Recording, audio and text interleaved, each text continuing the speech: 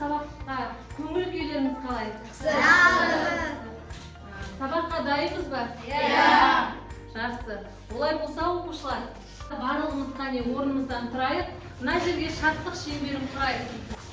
Ортада мен тұрайық, қане барлығымыз шеңбер құрамыз. Бүгінгі шаттық шеңберіміздің аты жақсы тілек жан азығы деп аталады. Мен қазір мына қолымдағы жүректі бір оқушыға беремін. Ол оқушы қасындағы оқушыға беру арқылы өзінің бүгінгі сабаққа тілегін, қасындағы досына тілегін айтатын болады. Түсінікті ме оқушылар? Жақсы. Жаннұр, бастай ғой. Сабағыңды беске оқы. Жақсы. Сәттілік, өте жақсы. Дауыстарым Сабағымыз жақсы. Өте жақсы. Керемет.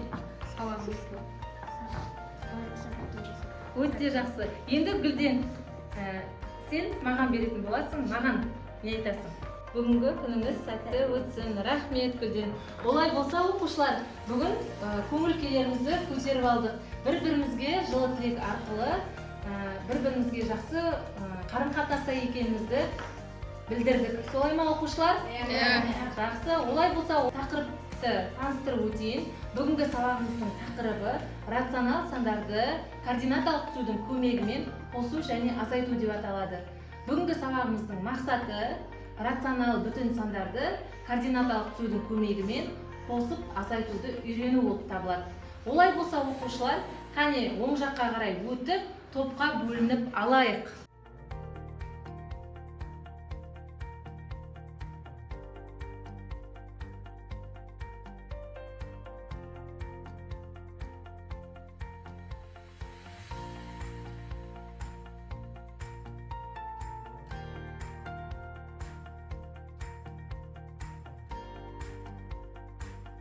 Оқушылар, бүгін міне топқа бөлініп алдық. Топтардың аттарын қарап өтейік. Бізде бірінші топ рационал сан деп аталады. Рационал сан ағылшынша бізде қалай латын әрпімен белгіленетін еді? Рационал сан q, жақсы. Келесі топ бізде бүтін сан деп аталады. Ол латын әрпімен қалай белгілейміз математикада бүтін санды? Z деп белгілейміз, дұрыс. Келесі натурал санды біз n әрпімен белгілейміз. Олай болса, бүгінгі сабағымызды бастаймыз. Барлық топтарға сәттілік. Жақсы оқушылар, үйге қандай тапсырма бердім? 359 есепті бердім. Қане, орындап кеттік пе? Кім жауап береді? Жақсы, кім сияға жауап бере ғой? 359-ның ішінде 4 шықты. Дұрыс па, балалар? Келесі? 359-ның екіншісінде 5 шықты. Дұрыс. 359-ның үшіншісінде 3 шықты. Барлықтарында дұрыс па? Олай болса, балалар, мен қазір сіздерге мынадай өз-өздеріңді бағалайтын парақша берем алдарыңызға. Бұда 3 графадан тұрады, 1, 2, 3 деп тұрады. Бірге үй тапсырмасы түгел дұрыс орындалған болса 10 балл береміз. Сендер өз-өздеріңді бағалайтын боласыздар. Түсінікті ме, оқушылар? Таратып бере ғой. Мынаны 1 дегенге маркер аламыз да қолымызға, және үй тапсырмасынан 10 балл алсаңдар, 10 деп қоясыңдар. Егер бір қате кетсе, 1 балл шегересіздер. Үй тапсырмасын тексеріп болса, ұпайымызды қойдық па? Ұпайымызды қойып болса, қане өткен тақырыпты тұжырымдау мақсатында біз қазір білгеніммен бөліс әдісі арқылы мен әр топқа сұрақ қоятын боламын. Соған жауап береміз. Бізде бірінші топ рационал сан тобы. Сұрақ: нүкте координаталық түсу бойымен 10 бағытта жылжыса, оның координатасы қалай өзгереді? 10-ға қарай жылжыса. Ал теріс бағытқа жылжыса, қалай өзгереді? Кім жауап береді? Орнымыздан тұрамыз. Координаталық түсуде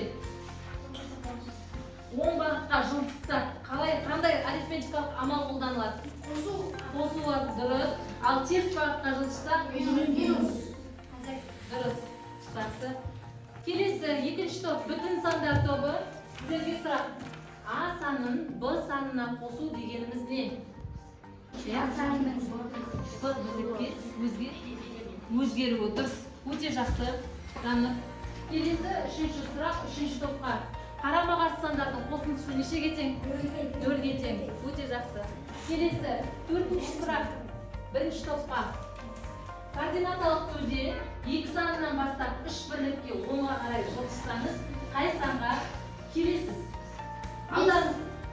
Дұрыс, өте жақсы. Алдарыңызда оқушылар координаталық түзу беріп қойды, міне. Осыған қарап, мынаны пайдаланып есепті мен берген тапсырмаларды орындап отырсаңыздар болады. Дұрыс. Рационал сандар тобына келесі. Бізде бүтін сандар тобы. Сұрақ. Координаталық түзуде -1 санынан бастап 4 бірлікке 10-ға қарай жылжытсаңыз, қандай санға тоқталасыз? -5. Неше? 3. Біз айтсақ болмайды. 3, дұрыс, өте жақсы. Бір ұпай. Келесі.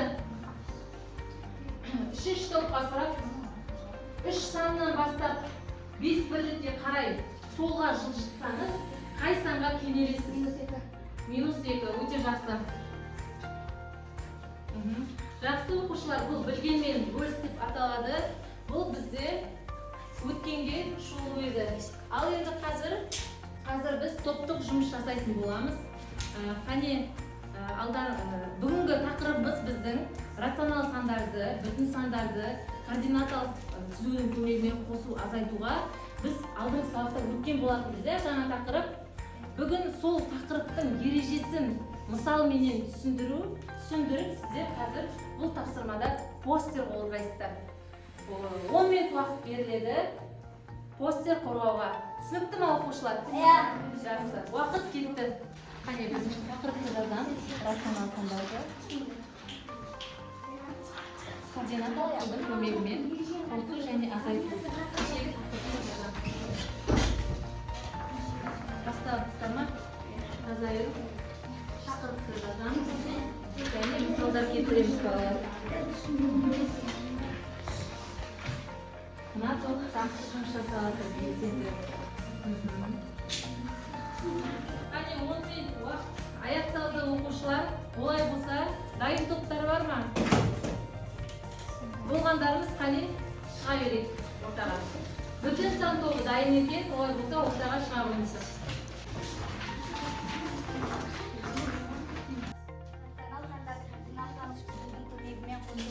Координаталық түзу көмегімен А және Б рационал сандардың қосындысын табу үшін координаталық түзу бойында А санына сәйкес А нүктесін белгілеп алдыңдар, өте жақсы.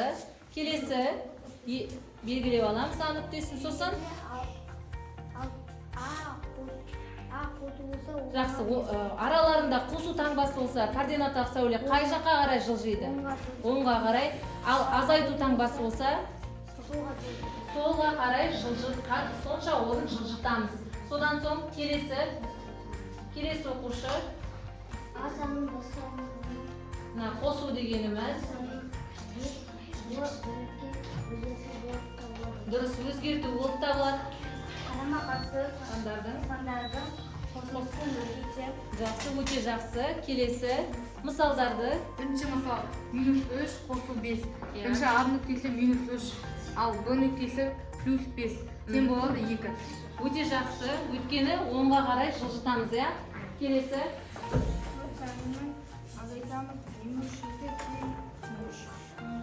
Неге ол -3-ке тең болады? Себебі ол солға қарай. Азайту болған соң сол бағытқа қарай жылжытамыз. Жақсы, өте жақсы. Бүтін сан тобына рахмет, орындарыңызға жайғаса қойыңыздар. Олай болса, рационал сан тобын ортаға шақырамыз. Келе қойыңыздар.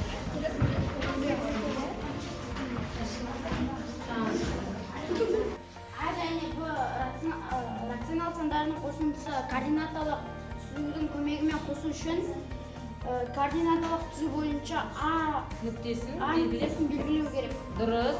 Содан соң Егер қосу болса, ол оң жаққа қарай.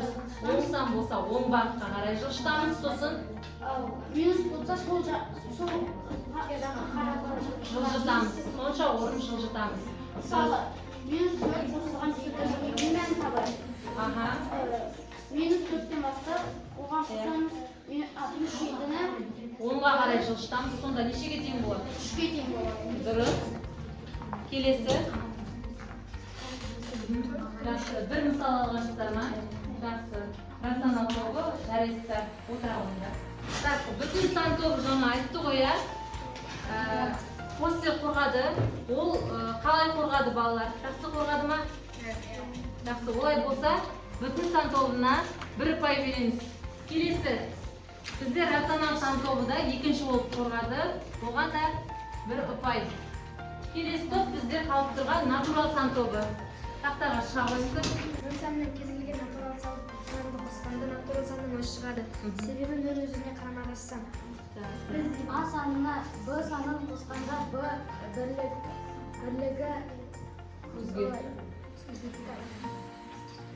өзгерту болып табылады. Дұрыс. Жақсы. Қарама-қарсының Сандардың. қарама-қарсы сандардың қосындысы нөлге тең. Жақсы. Дұрыс. Минус 3 қосылған 5 тең болады минус 2 шығады. Себебі минус 3-тен 5 сан созылтсақ, Қалай қарай жылжытамыз? 10-ға қарай. Неге 10-ға қарай жылжытамыз? Өйткені? Қосу амалы. Жақсы. Дұрыс. Жақсы. Келесі мысал. 4 азайтылған 7 тең болады. Себебі Бірінші А нүктесі деп қай мәнді аламыз? 4 санын аламыз, иә? Сосын неге одан? Солға қарай 7 қадам жылжытамыз. Өйткені? Өйткені бұл жерде азайту Таңбасы. Өте жақсы. Келесі. Минус 2 азайтылған 4 тең болады 2. Себебі минус 2-ден 10-ға қарай 4 қадам жылжытамыз. Минус 2-ден 4 қадам. Жақсы. Өте жақсы оқушылар. Оқушылар қалай қорғады? Олай болса, орындарыңызға жайғаса қойыңыздар. Сіздерге де 1 ұпай. Жақсы балалар. Енді после қорғап болсақ, қане барлығымыз сергіту сәтін жасайық. Орнымыздан тұрайық. 4,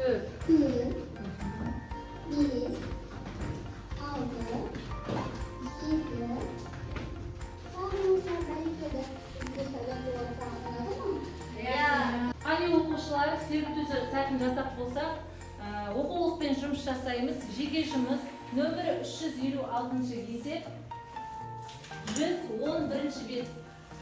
Бірлік кесінді ретінде дәптердің бір тор көзінің ұзындығын алып, координаталық түзу сызыңдар дейді. Есептің шарты бойынша есепке ең әуелі координаталық түзу сызып аламыз. Содан соң бірлік кесіндіні дәптердің бір тор көзі қылып алып, координаталық түзсаңыз, содан соң сол координаталық түзудің көмегімен өрнектің мәнін табатын боламыз. Бүгінгі күннің бәрін жазайық. Есептер шығару. Номері 356 есеп. Есептің шарты бойынша ең әуелі координаталық кесіндіні дәптердің бір тор көзін бірлік кесінді ретінде алып, координаталық сәуле сызасыздар. Содан соң сол координаталық түзудің көмегімен өрнектің мәнін тауып есепті орындаймыз оқушылар. Болдыңыздар ма оқушылар жеке жұмысты? Олай болса, қане біріншісінде қанша шығады? Жаңы біріншісінде қосылған 3 тең шығады минус 1.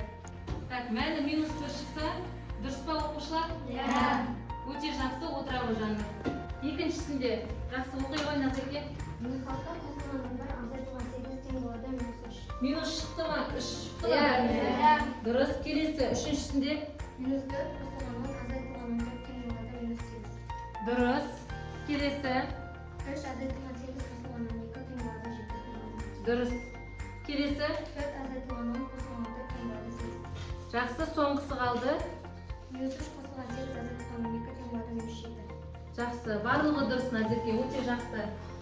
Олай болса, сіздегі Назерке мен Жаннұрға 1 ұпай топтарына. Так, оқушылар, жаңа есепте барлықтарыңызда қанша қате кетті, қаншасы дұрыс болды, соны мына өз-өздеріңді бағалау парақшасы бар ғой. Соған 2 деген номерге соны жазып аламыз. Неше ұпай жинағандарыңды барлық есептеумен. Ал келесі енді балалар, қазір келесі тапсырманы орындаймыз. Қазіргі тапсырма топтық жұмыс болып табылады. Қате есептерді түзет деп аталады. Алдарыңызға мынандай парақша таратылды. Енді осы парақшаға қараймыз қане. Көрдік па? Так, мына жерде сіздерге есептер берілген. Бұл есептің ішінен дұрыс есептер де бар, мәні дұрыс шыққан. Және бұрыс есептер де бар, мәні дұрыс емес шыққан. Соны сіздер қарап, мынау дұрыс, бұрыс деп соны ажыратасыздар. Балдар 1 минутқа қарап жіберіңіздер. Мынадай алдарыңызда координаталық түсу берілген. Көрдік па? Соны мына есептің берілгенін мына координаталық түсуге сандарын қойып, осы арқылы, мысал арқылы қарасаңдар болады. Мына координаталық сәуле алдарыңызда дайын күйінде берілген. Көрдік пе? Осыған мына сандарды қойып, есептің қате немесе дұрыс екенін анықтауға болады.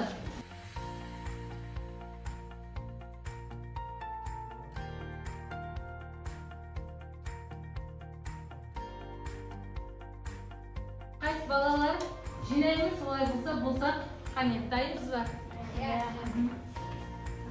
Келесі топ. Енді оқушылар қазір рационал сан тобын тексеретін бүтін сан болады. Сіздер қазір тексересіздер.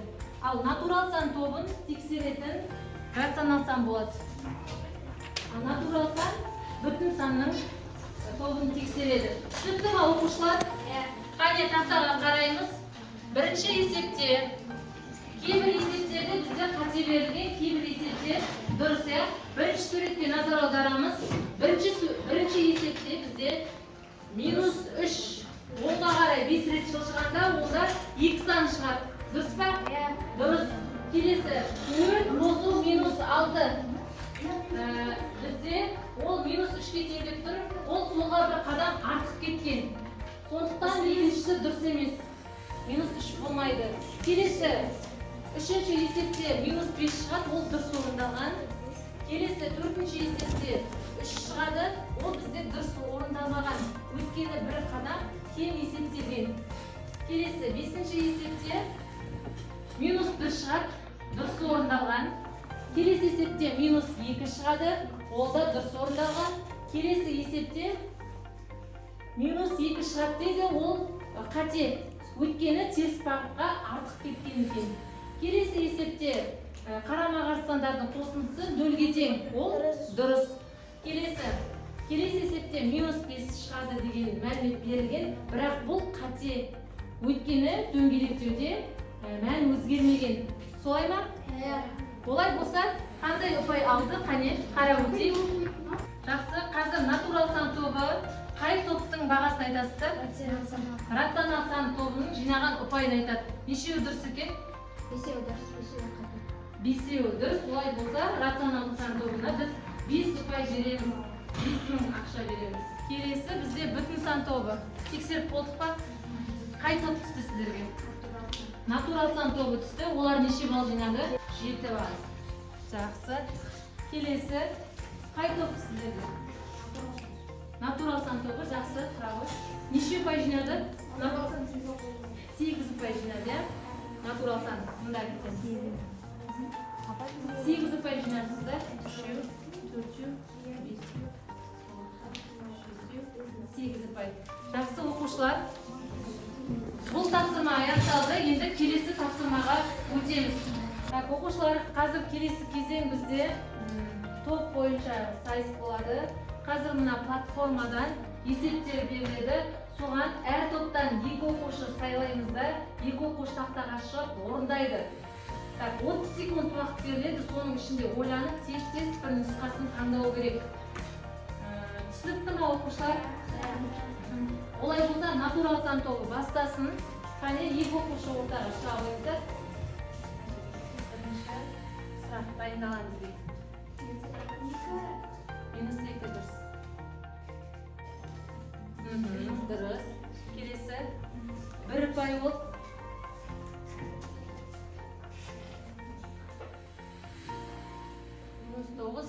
1-дің қосындысы дұрыс. Минус 20. 2 ұпай. Келесі.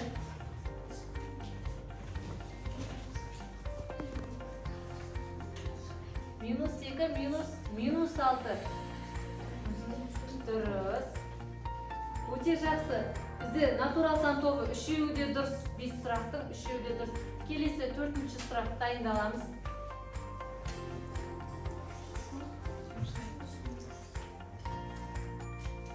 Үш сұрақ па берілгені? Онда мына жерден бір таңдайсыздар, картаны таңдайсыздар. 4-ші сұраққа. Бір картаны таңдаймыз өзіміз үстенше. Қандай? Сосын жаңағыдай есеп береді.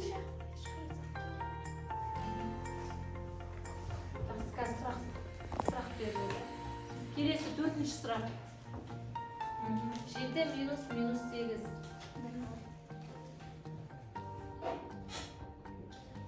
Дұрыс емес. 15 болады екен. 4-ші сұрақ. Келесі 5-ші сұраққа дайындаламыз. Минус 9,3 қосылған 10,7. Сонда қандай болады? Кетема әлде қосыламыз. Дұрыс емес. Сонда оқушылар 5 сұрақ берілді. 5 сұрақты үшеуі дұрыс, иә? Минус 9,7. Минус 2. Өте жақсы. Минус 9, минус 11. Минус 20 дұрыс. 2 ұпай. Тыныш айтуға болмайды. Дұрыс. Үшеуі де дұрыс. Келесі 4-ші сұрақ. Баспасаң тұра береді, баса ғой. 50 балл. Енді сұрақ беріледі қазір 50 балға. 7 минус 8.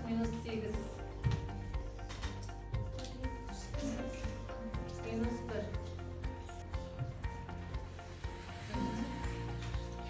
Дұрыс. Жақсы. Неше ұпай жинадық? 4 ұпай. Тақтаға рационал сан тобы шығамыз. 2 оқушы. Қане ойынды бастай ойыңыздар.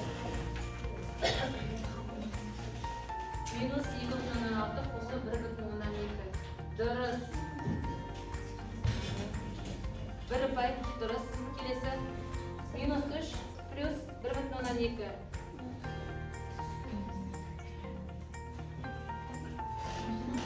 Дұрыс. Минус 1,8 шығады. 2 ұпай. Келесі сұрақ. Минус 3,2 қосылған минус 2,6.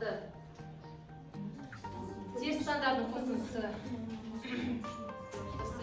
Келесісіне өтеміз. Азаттар. 3-ші сұрақ дұрыс емес. 4-ші сұрақ. Қарама-қарсы сандардың қосындысы. Дұрыс. 3 ұпай болды. Келесі. Соңғы сұрақ қалды. Қарама-қарсы сандардың қосындысы. Неше сұрақ дұрыс болды? 4 ұпай. Жақсы. Жақсы балалар. Жаңағы ойында неше ұпай жинап? 5 ұпайдың үшеуін жинап, натурал сан тобы. Бүтін сан тобы 5 ұпайдың 4-еуі дұрыс. Өте жақсы. Келесі рационал сан тобы 4 ұпай жинады. Олай болса келесі тапсырма бізде жұптық жұмыс. Жақсы. Келесі енді оқушылар бізде сөйлемді жалғастыр деп аталады. Бүгінгі сабағымызды қорытындылап өтейік. Координаталық түзуде рационал сандарды қосатын болсақ, азайтатын болсақ, қандай амалдар қолданылады? Қосу таңбасы болса, егер сандардың арасында, онда оң жаққа қарай жылжытамыз. Қарама-қарсы сандардың қосындысы нешеге дейін? Жақсы. Олай болса, оқушылар, қазір дәптерлерімізді ашайық та, мына сөйлемді жалғастырайық. Бүгін сабақта сендер не нәрсе білдіңдер? Соны жазамыз. Бүгін сабақта не қиындық туындады? Қандай қиындық туындады балалар? Соны да жазамыз. Бүгінгі сабақта қандай нәрсе қиындық туғызды сіздерге? Бүгін сабақта не нәрсені білдіңдер? Кез келген санға 0 санын қосқанда сол санның өзі шығады, иә? Таңбасымен бірге шығады. Оны бұрыннан білесіздер, немесе бүгін білдіңіздер не сабақта. Келесі сабақта не үйрендіңіздер бүгін? Координаталық түсуде рационал және бүтін сандарды кескіндеуді үйрендік дейді. Дұрыс. Сандарды қосу, азайтуды үйрендіңдер, иә? Соңында жазыңыздар. Болды па оқушылар? Жақсы, онда кім оқиды? Оқи ғой, Мағжан. Бүгін сабақта 0 сан, натурал сан, натурал санның өз шығатынын түсіндім. Қосқанда шығармын. Қосқанда натурал санның өз шығатынын түсіндім. Жақсы. Екінші, бүгін сабақта не үйрендіңдер? Координаталық түзуді, сызуды және есептерді үйрендім. Координаталық түсудің көмегімен сандарды қосып азайтуды үйрендім. Жақсы. Келесі, үшіншісі бізде сұрақ. Координаталық санды есептеу Дұрыс. Координаталық түзу көмегімен санды есептеу қиындық туғызма саған. Жақсы. Әлі немен жұмыстану керексің? Иә. Координаталық түзу салуды, және есептеуді. жылдамдықты, да? Жақсы, өте жақсы. Келесі, саған не қызық болды сабақта соңғысы? Маған ба? Топтық жұмыс және осы бал жазу қызық болды. Жаңа өз-өзін бағалау қызық болып жатыр ма саған? Жақсы. Және Постер қорғау қызық болды, иә? Жақсы. Жақсы оқушылар, бүгінгі сабақта біз бағалаудың екі әдісімен өттік. Бірінші өз-өздеріңді бағалау болды. Екінші әдіс бізде топтық сайыс болды, иә? Топ бойынша бағалау. Ең бірінші топ бізде рационал сан болған. Неше ұпай жинадыңыздар? Қане, барлық топ ұпайларымызды жинаймыз. Және өз-өзін бағалау парақшасын қолдарыңызға аламыздар. Неше ұпай жинағандарыңызды айта қойыңдар. Ең әуелі рационал сан тобы неше ұпай, неше ақша жинадыңыздар? 7.000. Жақсы. Келесі бүтін сан тобы қанша ұпай, қанша ақша жинадыңыздар? 11.000. Өте жақсы. Келесі натурал сан тобы 12.000. Олай болса топ бойынша сайыста бізде рационал сан тобы 7 ұпаймен 3-ші орын, бүтін сан тобы 11 ұпаймен, 11 ұпаймен сіздерде, 11 ұпаймен бүтін сан тобы және 12 ұпаймен натурал сан тобы бірінші орынды иеленді. Құттықтаймыз. Ал енді өз-өзін бағалау бойынша қане Мағжаннан бастап барлығымыз қанша ұпай жинағанымызды айтып өтейік. 30 балл шкаламен жүрді. Мана 3 жеке жұмыс болды. Суда жинаған ұпайларымызды айта қойды. 30-ға дейін болды, иә? Сенде неше ол? 30 балл. Сенде? 30. Келесі? 30. Өте жақсы. 29. Жақсы. 30.